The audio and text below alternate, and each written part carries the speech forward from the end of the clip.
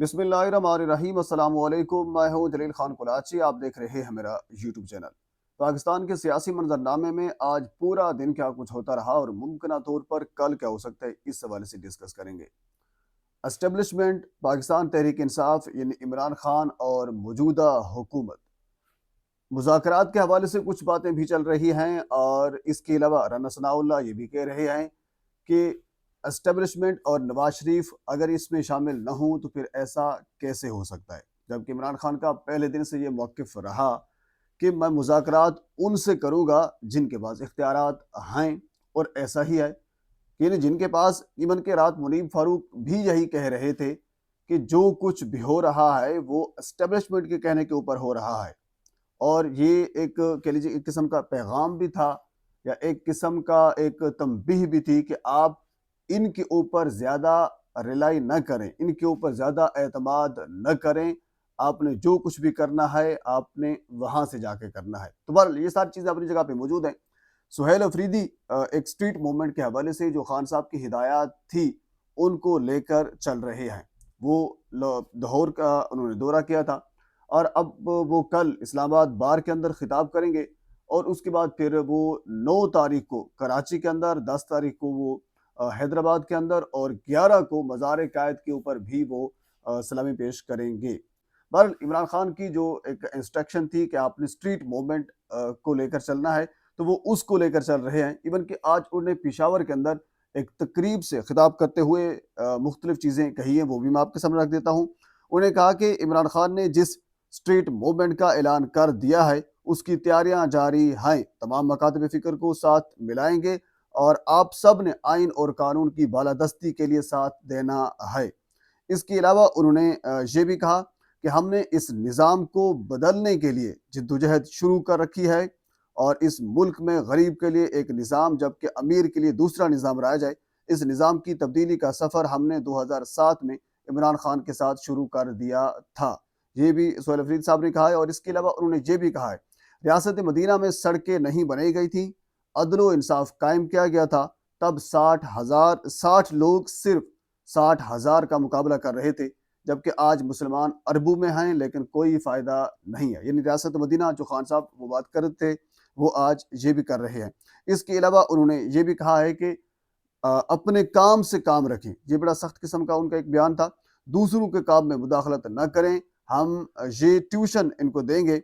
बचपन से सुनते आ रहे हैं कि परहेज़ इलाज से बेहतर है। ये परहेज़ हमें निज़ाम में भी लानी होगी। बहरहाल इसके अलावा और भी बहुत कुछ उन्होंने कहा है। यानी जो स्ट्रीट मूवमेंट के हवाले से और ख़ान साहब का एक जो एक वाज़ेह मौक़िफ़ है, वो उसको लेकर चल रही है। इवन कि जो ज़राए हैं वो ये भी कहते हैं कि ख़ान साहब जो कोर्ट के अंदर गुफ्तगू करते हैं, जो कोर्ट रिपोर्टर से इससे पहले जब मुलाकात होती थी, या इसके अलावा जब उनके साथ कोई मुलाकात करने के लिए जाता है, जो गुफ्तगू वो करते हैं उसका अशरे अशीर भी बाहर आकर नहीं बताया जाता, क्योंकि खान साहब इस किस्म की सख्त तरीन गुफ्तगू करते हैं।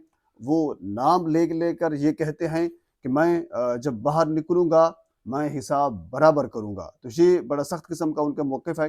तो उसी मौक़िफ़ को लेकर स्ट्रीट मूवमेंट को लेकर सुहेल अफरीदी साहब जो मुल्क भर में उसको लेकर चल रहे हैं, और उसकी पजीराई के लिए, और ख़ुसूसन जो 8 फरवरी के हवाले से एक पहिया-जाम हड़ताल जो अपोजिशन ने कर रखी है उसको कामयाब बनाने के लिए, इवन कि कामयाब तो है अगर ग्राउंड रियलिटी देखा जाए, तो उसको मज़ीद कामयाब बनाने के लिए सुहेल अफरीदी साहब जो है वो इस वक्त मुतहरिक है। क्योंकि फवाद चौधरी साहब ने बड़ा ज़बरदस्त किस्म की एक सजेशन दी, और यही कहा था कि जो कोट लखपत के अंदर जो कैद हैं, जो रहनुमा, उनको रिहा किया जाए, और ताकि मोमेंटम जो है वो बराबर हो जाए, ताकि ये यानी पाकिस्तान तहरीक इंसाफ को भी रियलाइज़ हो कि हुकूमत भी इस हवाले से, या फिर जो हुकूमत से ऊपर लोग हैं वो भी इस मामले में संजीदा हैं, ताकि आप कुछ संजीदगी दिखाएं, और जो यानी बेगुनाह कैद हैं, कम अज़ कम कोट लखपत के अंदर जो लोग कैद हैं उनको रिहा किया जाए। बहरहाल ये फवाद चौधरी साहब की एक सजेशन थी जो कि अच्छी थी। बहरहाल हम थोड़ा सा आगे चलते हैं। अगली खबर वो काफ़ी दिलचस्प भी है। वो ये है कि जनाब चीफ जस्टिस याहिया अफरीदी साहब लाहौर रजिस्ट्री सुप्रीम कोर्ट की जो बरा है वहाँ पे वो तशरीफ़ लाए, اور ہمیں پہلے تو یہ ایک تصویر ہمارے نظر سے گزری، ہم نے یہ سوچا کہ ہو سکتا ہے یہ تصویر کوئی جم خانہ کی یا اس قسم کی ہو، لیکن یہ بعد میں پتہ چلا کہ یہ سپریم کورٹ لاہور رجسٹری کی یہ تصویر ہے، جس میں عالیہ نیلا جو chief justice Lahore high court ہے جسٹس عالیہ نیلم صاحبہ، وہ بھی ایک سائڈ پر اوپر موجود تھی، اور چیف سیکرٹری صاحب جو زاہد زمان صاحب ہیں وہ بھی دوسری سائڈ کے اوپر موجود تھے، اور اجلاس ایک کیا گیا، اور اس کے بعد پھر چیف جسٹس صاحب نے یہ فیصلہ کیا کہ جو پنجاب بھر کے اندر جو ڈسٹرکٹ کورٹس ہیں ان کے اندر جو بجلی کی فراہمی ہے وہ بلا تعطل کی جائے، یعنی بہت بڑا چیف جسٹس صاحب نے فیصلہ کر دیا۔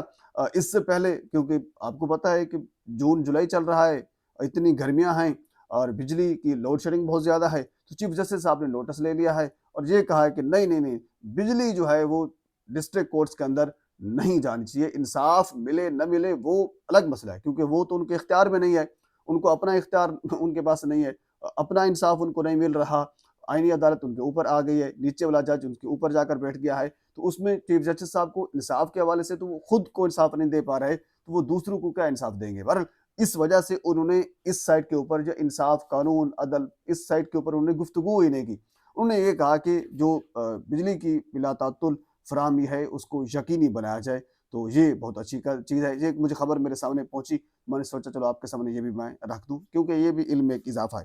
بہرحال ہم تھوڑا سا آگے چلتے ہیں، اگلی حضور والا خبر یہ ہے کہ جس طرح کچھ دن پہلے جو پاکستان تحریک انصاف کے رہنما ہیں شہزاد اکبر صاحب، ان کے گھر کے اوپر حملہ ہوا تھا، اور اب کی بار دوسری مرتبہ جو ہیں وہ معید پیرزادہ صاحب ہیں، ان کے گھر کے اوپر آگ لگی ہے۔ اب اس آگ لگنے کے پیچھے جو ذرائع بتا رہے ہیں کہ وہ کچھ اور محرکات ہیں، جس طرح حملہ کرنے والے کچھ لوگ تھے، عناصر تھے، اسی طرح ان کے گھر کو جلانے کے والے بھی کچھ اور عناصر ہیں، اور اس سے پہلے آپ کو میں نے شاید کل یہ خبر بھی دی تھی کہ 9 مئی کے حوالے سے جو ایک ڈیجیٹل دہشت گردی کیس کے حوالے سے جو فیصلہ کل اے ٹی سی عدالت نے دیا تھا، اس میں معید پیرزادہ صاحب بھی موجود تھے، جن کو 2 مرتبہ عمر قید کی سزا سنائی گئی تھی۔ تو بہرحال یہ اب تک کی اپڈیٹ ہے، اس کے علاوہ پاکستان کے سیاسی معاملات میں اور بھی بہت سی چیزیں ہیں، اگلی ویڈیو میں آپ کے ساتھ میں ضرور شیئر کروں گا۔ ایک مرتبہ آپ سے گزارش ہے میرے چینل کو سبسکرائب کر دیں تاکہ آنے والے ہر انفارمیٹیو ویڈیو آپ تک پہنچ سکے۔ اللہ حافظ۔